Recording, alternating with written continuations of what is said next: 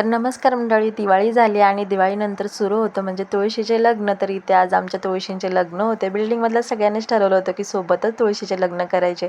मग इथं त्याचीच तयारी चालू होती. मस्त दिवे वगैरे लावून घेतले आणि आपले जे नवरदेव म्हणजेच बाळकृष्ण होते ना, त्यांची वरात काढली होती मस्त घोड्यावरून. आणि मागे छोटे बाळकृष्ण होते आणि पुढे मोठ्या बाळकृष्णाला बसवलं होतं म्हणजे घोड्यावरती.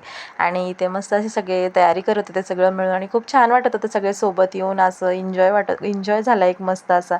आणि तुळशीला पण मस्त साडी घातली होती आणि 2 तुळशी छोट्या होत्या ना, म्हणून त्यांना साईडला, आणि एक मोठी तुळस होती तिला मध्ये ठेवलं. परत त्याच्या खाली स्टूल ठेवलं, असं बरंच ॲडजस्ट करून ठेवलेलं होतं. आणि खूप भारी वाटलं तिला साडी वगैरे घातल्यावरती. खूप मस्त असं घाईत प्लॅनिंग केलं होतं, पण छान झालं सगळं.